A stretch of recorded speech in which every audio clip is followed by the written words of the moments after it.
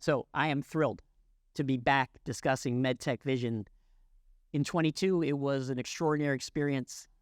I expect 23 to be more so. I'm thrilled to have Stephanie Jones and Lisa Carmel to join me as they are the backbone of building out this particular event. Thank you so much for joining. Glad to be here. Yeah, I love working with you guys. You have such a genuine interest in bringing this about for the people that show up, but also for a healthcare industry in general. I mean, this is more than just a conference for specific kinds of healthcare. It's more for things that are based on how it affects everyone on the planet. You know, sometimes people will think, oh, this is just women-based. I'm like, it's not. You'd be surprised how general it is for the entire population. So would love to get started with chatting a bit about last year. And I'm curious what your takeaway was now that it's been some time has passed. I'm curious what you guys think of when you reflect on that. It still kind of gives me goosebumps. It, to me, I think there are a lot of factors, right? It's really the first time we've gathered since COVID and everybody kind of going into we all kind of, our world got a lot smaller during that. And so it was really, for me, like one of the first big events that I really got to see just like a lot of people and gather with people in our industry. And just, it was so energizing for me to see people, so many new faces, some familiar faces, and really, bring this to life. I've been organizing MedtechVISION or part of the organizing committee for a number of years now. And I got to organize our virtual event as a co-chair, but this was my first time really, organizing the in-person event. And it was just so energizing. There was so much energy in the room. There was so many good conversations that it started and so many relationships that it built. So like, even now looking back, like the day after the event, I think Lisa and I were both pretty tired. But I still get goosebumps just thinking about like what impact we had and the people we were able to bring together. So I'm still just like really excited and jazzed about what we were able to accomplish, and also, taking everything that went well and the things that we learned from that and bringing them forward and like figuring out how do we make sure that we keep that energy going. Lisa, what'd you think? Mm-hmm. Oh, I was going to say, what was interesting is I wasn't sure if I was the only one that had this, like, that energy that, like, wow, this was special. And because we were also caught up in the moment. And it was interesting because I ran into some of the Medtronics folks that were women that were at the conference at AdvaMed later the next month. And they said, you go to some conferences and you just come away tired. You're traveling. It's work. This, they said, was special. They said MedtechVISION. They said their team all internally, because they had a table of a whole crew of women there, and they said, they came away invigorated, inspired. It gave them energy, and I felt the exact same way. I think you have to, and so honestly, that's the onus that I think we bear for this year is replicating that. That's what I'm, that's our goal is, okay, how do we deliver that feeling that you get when you're at that conference and you want to inspire and invigorate everyone in the room? Well, it's organic. The people there are some of the sharpest in the entire industry around the world. And when you put them all in one place and you take some of the sales and business component out of it and let people just have a relationship and enjoy being together and experience the panels and the patient keynote, it was unbelievable. It sets the whole tone differently than what you're describing, where you're walking around from booth to booth and you're exhausted, you just want to get your lunch, get your dinner, and get home.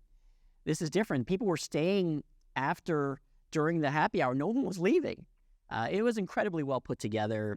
And I think more than anything else is it was resonating throughout the room. Every person seemed to be, and COVID may have been a function of this and being so excited to see everybody because it's been a bit, but from someone who was almost, I guess, like an outside observer, because I was there, quote unquote, working at the show, it just, all I saw was smiles. All I saw were people thrilled to meet each other and what do you do and where are you from? And it was extraordinary. I've been going to conferences for 20 years. I've never seen anything like it. So you mentioned something that's interesting. Now thinking about it for next year, the good news is you've built up such momentum that it shouldn't be too hard to carry over because it'll be a lot of the similar people. But I am curious what your thoughts are for the next conference in September of what you're doing that's either different or what you think that's going to bring from last year that will occur in this year as well.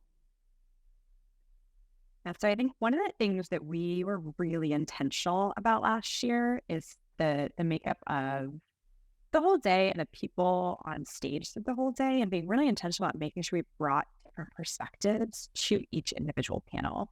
And you kind of saw that in the conversations that they were having, a little bit of devil's advocate and people coming from different points of view. So small company, large company, different racial backgrounds and things like that. So everybody could bring that conversation, so it wasn't kind of the same conversation over and over again. There was a lot of kind of different perspectives. I don't know. I think Lisa and I would agree that we felt like that was really impactful. And in the moment of that day, we're like, yes, this is working, right? Like having the right conversations instead of just kind of being an echo chamber when you bring those different perspectives. So that's something that we are bringing back to the table and really being intentional about that, and not just, who do you know? Sometimes the network can be a little bit homogenous, right? And so really trying to be intentional about going outside of the first go-to or things like that to make sure we've got a diversity of opinions and things like that on each and every panel, because we know it really enriches the conversation. So I think that's one thing that we intentionally did last year and are very intentionally doing again. I think another thing that came out to all of us as we kind of reflected as an organizing committee on the event was just the level of authenticity in the conversations, right? Because we're not necessarily talking about business or sales. And I think candidly, Lisa kind of started us off with sharing some really personal information about her background and where we got to the theme and things like that. Really started the day in a very authentic place. It kind of broke down some of the barriers maybe to the conversations and really set the tone. And then you followed that with Melissa, who also brought an amazing energy. So I think kind of authenticity is a big one that we're trying to see. How do we continue to bring that forward, because it really opens up the doors to conversations, as well as kind of that panel mix are things that we really want to make sure we're replicating. Yeah. Lisa. Yeah. So Lisa, what you thought, because I know the panels you have coming and they're sensational topics. I'm not sure who's on the panels. So if you guys want to talk about that as well, that's great. But I'm curious what you think, Lisa, about this next gig as far as how it's going to be enhanced or improved. Well, I literally agree with everything Stephanie said. And I think the only other thing that I would add is there's this vulnerability that people, we recognize that people probably shared in ways that I haven't seen at other conferences. And we also said, and I think that literally we had that the network of people that were in the audience was stellar. So it was recognized that in the audience, we all had stories to share, and we wanted to bring that forward. And so the networking sessions were amazing. In fact, we had to ring the bell really loud to get people to leave the network sessions to go back in to the panels. So I think that's why no one left at the end of the day, because you just saw the sparks fly and the connections being made. Well, you know what prompted that is the approachability of the folks who are, let's call them more senior and executives, and some of the either earlier grads or middle management types. they weren't intimidated. They were either walked up themselves or introduced by someone else, which all of you do such a nice job of making sure if somebody wants to meet someone, it's going to happen. So if you're... Oh, it was homework. Oh, yeah. Yeah, no, I know it. But if you're early in your career and you're hesitant that you don't know if you belong there, I'm telling you now that you do. I mean, it was amazing how there were no barriers of title or level of experience. It was just fun. And then you grab a drink with someone who's a CEO, and then you turn around and talk to somebody who was a product manager, and it was one person after another, and just an incredible amount of generosity and kindness from everybody there. I mean, I was blown away at the level of comfort that there wasn't even like, do you mind if I sit down? I was like, come on, sit down. Let's, who are you? Where are you from? And it was so welcoming. It was just out of the ordinary all the way across the board. I don't know how you all did that, but man, was it the most comfortable of any conference that I've ever seen. Funny story. Shoot. I, early in my career, went to MedtechVISION, and I was so intimidated by everybody. And so as I've gotten to really contribute to the conference, I've been trying to be really thoughtful about folks who are early in their career. So you might not have been in the room, but before breaks or different things like that, we literally kind of called out these actions of like, meet somebody new, go introduce yourself. Here is, if you're not sure what to say, go ask them this question. What did they learn today? And really help empower people, because I used to, I'm glad that it didn't feel that way, because I remember probably my first few MedtechVISION conferences feeling extremely intimidated and not knowing how to start a conversation or not feeling empowered to with anybody in the room. So it brings me a lot of joy to hear that that's evolving, and I will probably keep my call to action. And Lisa was joking, we should tell them to network. I was like, we need to give them an assignment. They need to meet at least 3 new people. Well, no, and you know what? I heard people say, well, I'm starting my homework. Hello, my name is, and we said, just go right up to someone you don't know and say, hello, this is my name, this is my homework, and what do you tell me about you. And I heard that all day long, and I loved it. And I should do this again. Yeah, well, it works both ways, because the people who are getting introduced to have to be receptive. And they were. All I saw were people holding court at different tables and being just gracious with their time. So let's transition a bit to what's going to happen. And I'd love to understand the theme here. The term equity, certainly could mean several different things. So if you can give me some history, and let's talk about a bit how this came into fruition. Well, how about I'll speak to the journey to it. All right. And then Stephanie can go more into it. But we started off with a different theme. And as we were talking about the panels that could make up this other theme, health equity was one of the ideas for a panel. But the more we talked about it and all the different parameters, all the different ways that we could go with health equity and healthcare, we quickly landed on no. We need to make health equity the theme for 2023. And then that allowed us to take all those different thoughts and plug them into some amazing panels. Yeah, the panels are great. We'll get to that in a second. So if somebody was asking you, how do you define that? What am I going to learn about, or what am I going to hear about when I'm there? Can you give some clarity on what should they expect on when equity comes into play in this particular conference? I think when you talk about equity, it's about meeting different people where they're at, right? It's not the same thing for everybody. So one great example, like my background in clinical trials, but one great example is the heart attack symptoms for men and women, right? For so long, we only had one set of heart attack symptoms, and it was based on white men, right? And the symptoms that they present.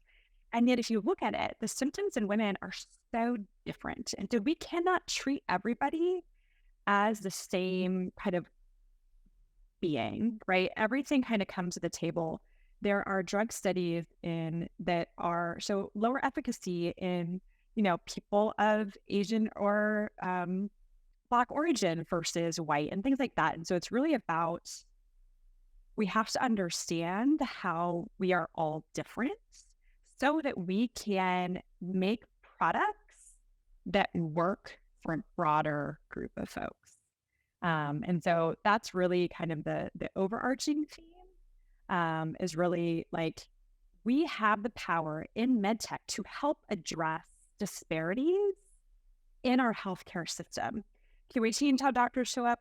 No, but even during COVID, one of the things that came out really that like really kind of brought this to the forefront, in addition to like the actual health, the pulse oximetry, right? And when you look at the accuracy of pulse oximetry of individuals who have darker skin tone, it's just not as accurate. So everybody was using this as like, hey, this is a major symptom of COVID, but actually, it's not working on a whole section of the population. And so how can we better serve all different groups of the population? And MedTech has the ability to make an impact on that. So really trying to go through, how do we, starting at the beginning, really dive in to understand how we're different and build into our processes more equitable solutions to make a long-term difference in the disparities that we see all across our healthcare system. This is where it begins, is building awareness in a conference like this. You're going to have 300 people who have potential with significant impact in healthcare for patients are going to be listening to this all day. And if it's any indication how they were affected last year and what they took away, what they're going to take away this year, I would imagine there's going to be ripples for years because of this. Go ahead, Lisa, what were you going to say? No, I was just going to add one thought onto that, is also, I think a key compelling thought is, why is this also better for business, a better ROI, a better way of, from a business case? Obviously, better health equity is better for all patients, but it can mean better ROI for the business too.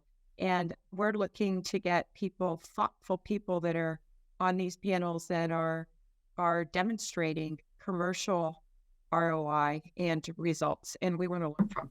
Yeah, your panel of that particular topic is clear. And then you also mentioned inclusive design, which is, on the forefront of how do we create everything to think of an awareness of everyone else on this planet besides the people that we've been clinically testing for years. The first panel, though, I thought was interesting, we haven't really touched on it, is how underserved and underinvested women's health is as a niche within medical device. I'm curious how you guys chose that, because that's a terrific topic. We talk about that all the time in our office, how it just doesn't happen enough along with pediatrics. Well, it is a healthcare conference by women. So, yep. This is something I think that we often think about a lot, right? Like these are our personal experiences of, I have family friends who had heart attack symptoms and like they had no idea. And so, we feel this as women, I think, very often. I think on the political side, there's been a lot of changes that have, influenced or impacted women's health.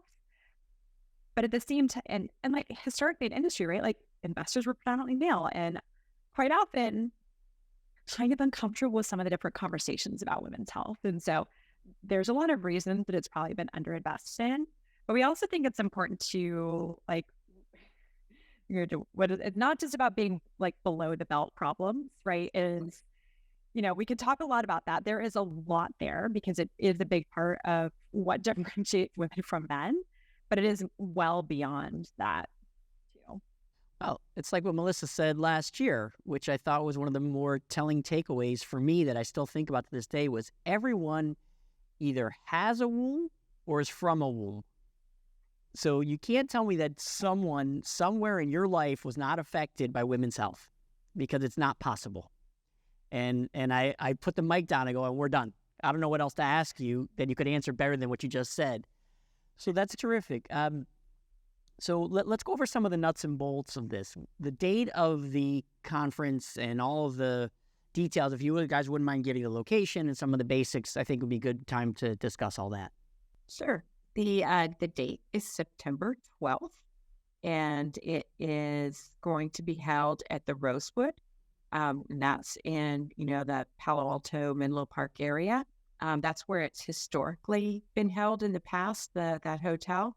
And I think the conference, the way that the number of folks that can attend, it's limited to under 250 people. So it will sell out. Registration is open now. So now's as good a time as any to register, because I think if they wait too long, there won't be any seats left. Yeah. But there will also be a virtual component, a virtual experience that you can register. I can tell you, everybody, it sells out. And it's medtechwomen.org. I would highly recommend that you don't wait, because number one, you don't want to miss it. And number two, it's more popular than people realize, even for people outside the Bay who come to town for this. Like, it's not just a Bay Area event. You said there's a history at the Rosewood. How many have you had there? Do you recall? Probably what did we have? Our 10-year anniversary. There's a pack of numbers. Is that right? Probably 8 out of 10 conferences were there, I think. And so it's a very elegant hotel. It's very nice. They also generally close the men's bathroom for us as ladies during our break. That's great. But it's in September in Menlo Park in California. It's just beautiful. And I think, to your point, Matt, this is not intended to be a barrier thing. We want, right? The medtech industry is everywhere. There's a big contingent in Boston and Minneapolis, Southern California, Northern California. And so we're really hoping that we can bring people together, from all sorts of different places to really have some great conversation and, networking. Obviously, there is the virtual experience. And so if you can't attend, we totally understand. You should definitely join it and learn from some of the really impactful experts in our industry. But the networking in person is, as we've talked about, right? The energy and the networking is just really, really excellent in person. So we hope that folks can sign up, grab tickets, and join us there on Tuesday, September 12th. The feel last year was this level of reuniting, because of COVID somewhat, and also because everyone seemed to genuinely like each other. And I mentioned this to you both before we started, was the surprising concept of fashion when I was there, because, I'm not really paying attention to that. That's not really my thing. But yet so many of these women were so excited to see each other, and then so excited to see what they were wearing. It was just a funny affect, because they're so talented from a medical device and healthcare standpoint, and their educations and their accomplishments are massive. And yet they're like, hey, look at your shoes. And I just thought there was something so endearing about everyone being so complimentary and feeling really comfortable. And then you mentioned how elegant the hotel is. It's going to be quite a setting. And I'm curious what you guys think about that, because I didn't expect to be talking fashion about this, but it came up so many times last year. I mean, I think that's because we are both experts in our industry, but we're also humans. And, I think it shows kind of the level of both comfort in that setting, right? Normally when women go to conferences, we are the minority at conferences. It's a male-dominated industry, especially when you talk about the positions and different things like that.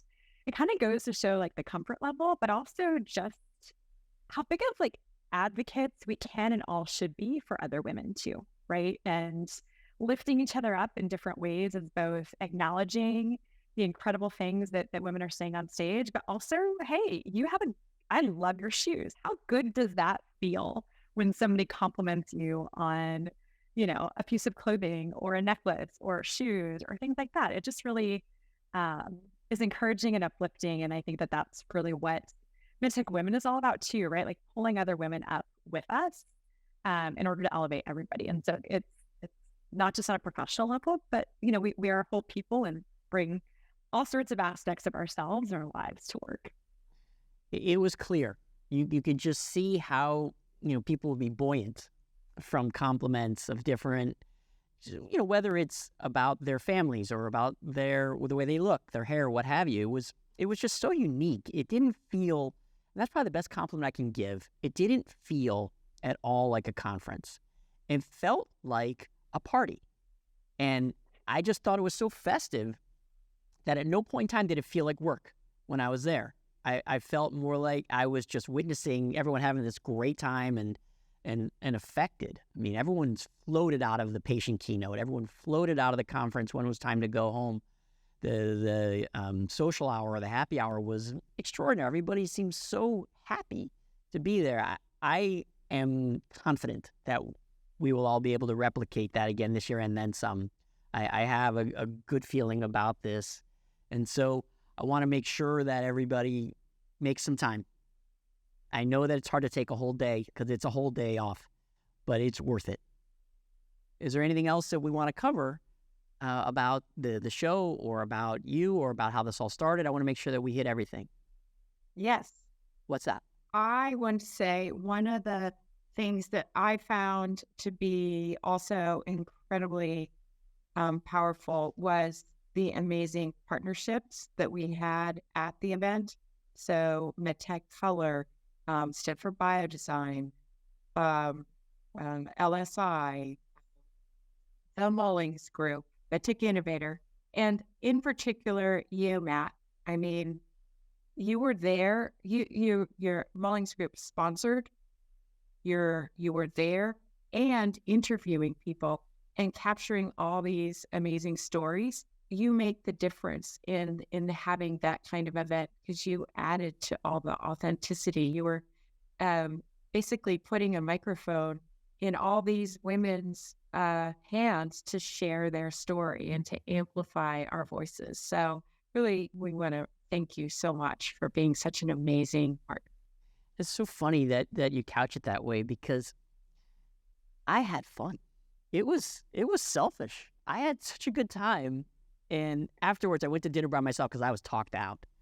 And I sat at the sushi bar at one of the restaurants real close by. And it turned out that the guy making on sushi was from Miami. So I was able to just let him talk about his life. But I was absolutely blown away. And so at no point in time did that feel like work. For everybody else who was running around making the show happen, they were working, but not me. I was busy floating. I told a partner here that I said, you don't need to fly me home. I'm going to float home on my own. That's how wonderful you all made me feel being there. I was so included. You talk about being inclusive in the design of healthcare. The inclusivity of me and a few of the other men that were there was extraordinary. I mean, I got roped into every conversation. No one ever let me stand alone. No one ever let me have a drink by myself. It never happened because of the quality of the human beings there and the culture that your group has created where it is welcoming beyond understanding. And I cannot recommend it highly enough. You will be changed when you are there, and you will walk out and make a difference the next day. So this has been a pleasure, and this is going to be the first of many because we have a lot more to talk about regarding this conference. So this has been Stephanie Jones and Lisa Carmel talking about MedTech Vision 23. Do not miss it.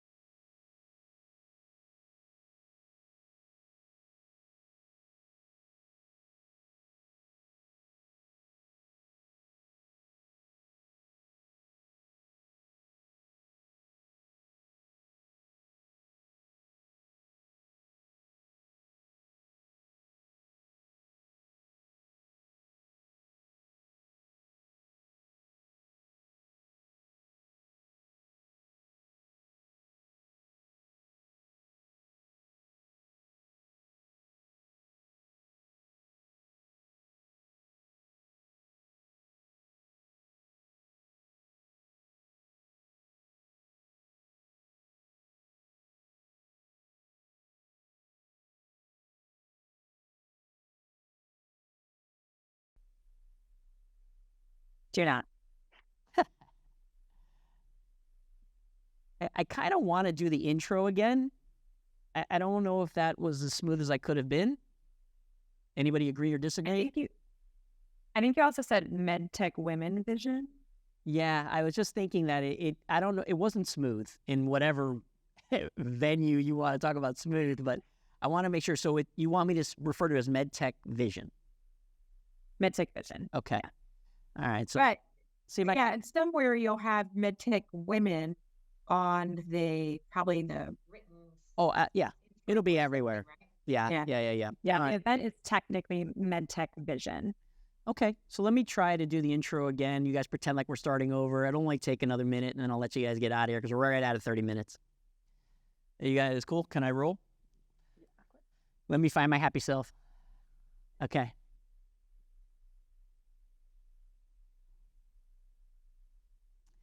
So I am thrilled to be back discussing MedTech Vision.